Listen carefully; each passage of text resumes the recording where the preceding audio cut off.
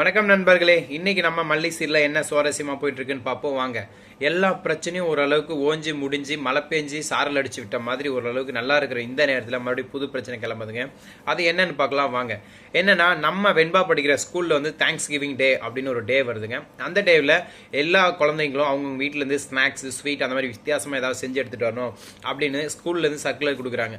இதை கேட்ட வெண்பா குட்டியோ அவங்க ஃப்ரெண்ட்ஸ் கிட்ட எல்லாம் சொல்கிறாங்க, நீங்கள் வேணா பாருங்கள், நாளைக்கு கொண்டு வர டிஷ்ல பெஸ்ட் டிஷ் என்னோட டிஷ்ஷாக தான் இருக்கும், என் மல்லியம்மா செஞ்சு கொடுத்ததாக தான் இருக்கும் அப்படின்னு சொல்லிட்டு பெருமையாக சொல்லிட்டு வீட்டுக்கு வந்து நம்ம மல்லிகிட்ட சொல்கிறாங்க, நாளைக்கு என்னோட ஸ்கூலில் தேங்க்ஸ் கிவிங் டே இருக்குது, அதனால் ஏதாவது எனக்கு டிஷ்ஷு வித்தியாசமாக செஞ்சு கொடுங்க அப்படின்னு சொல்லி கேட்க, உனக்கு சாப்பாடு நல்லா வேணுமான்னு கேட்க, அதெல்லாம் வேண்டாம், ஸ்வீட்டு ஸ்நாக்ஸ் அந்த மாதிரி செஞ்சு கொடுங்க. சரி ஓகே, நான் செஞ்சு கொடுக்குறேன் அப்படின்னு சொல்லிட்டு நம்ம மல்லி சொல்ல, இதை ராஜேஸ்வரி ரஞ்சிதம் சைட்லேருந்து ஒட்டு கேட்குறாங்க. அதுக்கப்புறம் நம்ம மல்லி வெண்பா குட்டி கிச்சனில் போயிட்டு சமைக்கிறாங்க. நம்ம மல்லி சமைக்கிற ஒவ்வொரு விஷயத்தையும் நம்ம வெண்பா குட்டி வீடியோ எடுக்கிறாங்க. ஆமாங்க, முட்டையெல்லாம் ஃப்ரை பண்ணி அதில் கேக் செஞ்சு தரேன், எக்கு கேக்குன்னு சொல்லிட்டு வித்தியாசமாக ஒரு கேக்கு ஸ்வீட்டு எல்லாம் நம்ம மல்லி ஆசையாக செஞ்சு கொடுக்க, அதை எல்லாத்தையும் நம்ம வெண்பா குட்டி ஆசையாக வீடியோ எடுத்துகிட்டு இருக்காங்க.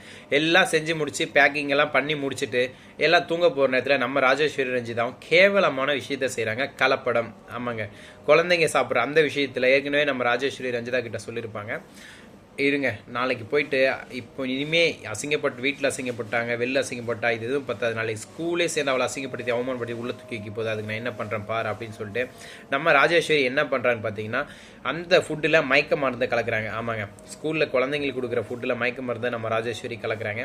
கலந்தது மட்டும் இல்லாமல் அதை சொல்லாமல் விட்டுறாங்க. நம்ம வெண்பா குட்டி ஸ்கூலுக்கு எடுத்துகிட்டு போயிட்டு தேங்க்ஸ் கிவிங் டேல எல்லாரும் அவங்கவுங்க கொண்டு வந்த ஃபுட்டை எல்லாருக்கும் ஷேர் பண்ணும்போது நம்ம வெண்பா குட்டியும் ஷேர் பண்ணுறாங்க. அதை சாப்பிட்ட நம்மளோட மீனுக்குட்டி மயங்க விழுந்துடுறாங்க. உடனே என்னாச்சு ஏதாச்சுன்னு பதறி அடிச்சு ஸ்கூல்லேருந்து அவங்கள ஹாஸ்பிட்டலுக்கு தூக்கிட்டு போகிறதுக்கு எல்லாமே ரெடி பண்ணுறாங்க. இப்படி ஒரு பக்கம் போயிட்டுருக்கு. இது எதுவுமே தெரியாமல் வீட்டில் மல்லி வேற அசாசியாக வெண்பா குட்டி வருவா, என்ன சொல்கிறால பார்ப்போன்னு வெயிட் பண்ணிட்டு இருக்காங்க. ராஜேஸ்வரி ரஞ்சிதாவும் ஆல்ரெடி பிளான் பண்ண மாதிரியே மல்லி இன்னைக்கு செத்தா அவ்வளோதான், செத்தாண்டி சிவனாண்டின்ற மாதிரி செத்தாடி இவா அப்படின்னு சொல்லிட்டு ரஞ்சிதாவும் ராஜேஸ்வரியும் ஜாலியாக சந்தோஷமாக சிரிச்சிட்டு இருக்காங்க. இதில் என்ன நடக்க போகுது, நம்ம மல்லி இதுலேருந்து எப்படி தப்பிக்க போகிறாங்க, இதுலேருந்து எப்படி மீண்டு வர போகிறாங்க அப்படின்ற ஒவ்வொரு விறுவிறுப்பான சுவாரஸ்யமான விஷயத்தையும் அடுத்தடுத்த வீடியோவில் அப்லோட் பண்ணுறேன். ஓகே நண்பர்களே, என்னோட வீடியோ பிடிச்சிருந்தா மறக்காமல் சப்போர்ட் அண்ட் லைக் ஷேர் பண்ணுங்கள், பிடிக்காதவங்க கமெண்ட் பண்ணுங்கள். இப்போதைக்கு மல்லி சீரியல் இந்த மாதிரி இன்ட்ரெஸ்டிங்காக தாங்க போயிட்டுருக்கு. இதுக்கு நடுவில் ஏற்கனவே நம்ம மல்லி ஒரு பக்கம் திருடுனாங்கன்னு சொல்லி ஜெயிலில் போய் அடி வாங்கி அது முடிஞ்சு திரும்ப வந்து மல்லியும் விஜய் ஒன்றா இருக்கிறதுக்காக அவங்க தான் ரூம் போட்டாங்க, ஏற்பாடு பண்ணாங்க, அப்படி இப்படின்ற மாதிரி ஒரு பிரச்சனை போய் இதெல்லாம் முடிஞ்சு தீர்ந்து வர்ற நேரம் பார்த்து புதுசாக இன்னொரு பிரச்சனை கிளம்புதுங்க. இந்த பிரச்சனையிலேருந்து நம்ம மல்லி எப்படி வெளியே வருவாங்க அப்படின்ற ஒவ்வொரு விறுவிறுப்பான சுவாரஸ்யமான விஷயங்களும் பார்த்து பேசுவோம். இதுக்கு நடுவில் பார்த்தீங்கன்னா நம்ம மல்லி இப்போ நிலைமை பார்த்தீங்களா, போலீஸு ஸ்டேஷனு வீடு இப்படியே போயிட்டுருக்கு. நடுவில் ஒரு ரொமான்ஸ் நல்லாவே போக மாட்டேங்குதுங்க. அதாவது மல்லிக்கு பிரச்சனைங்கிறது புயல் காற்று மாதிரி வருது, ஆனால் சந்தோஷங்கிறது பனிக்காற்று மாதிரி வந்து புஷ்ஷுன்னு போயிடுதுங்க. ஆனால் புயல் காற்று விடாமல் அடித்து துரத்தி தூக்கிட்டு போகுது, அவ்வளோ கஷ்டப்படுத்துகிறாங்க மல்லியை.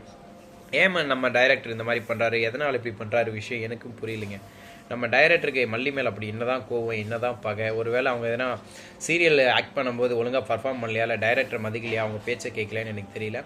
இப்படி ஒவ்வொரு விஷயமா யோசிக்க வேண்டியதாக இருக்குது. ஏன்னா நம்ம டைரக்டர் பண்ணுறது அவ்வளோ மோசமாக இருக்குங்க, கிரெஞ்சியாக இருக்குது. இனிமையாவது மல்லிக்கு சப்போர்ட்டிவாக மல்லிக்கு யூஸ்ஃபுல்லாக இருக்கிற மாதிரி வீடியோஸ் பண்ணுவாரா, இல்லை முடியாது நான் இப்படி தான் பண்ணுவேன்னு சொல்லிட்டு மல்லிக்கு ஆப்போசிட்டாகவே ஒவ்வொரு விஷயத்தையும் மல்லிக்கு ஆப்போசிட்டாக பண்ணுவாங்களா அப்படின்ற மாதிரி நிறைய குழப்பங்கள் என்ன இருக்குது.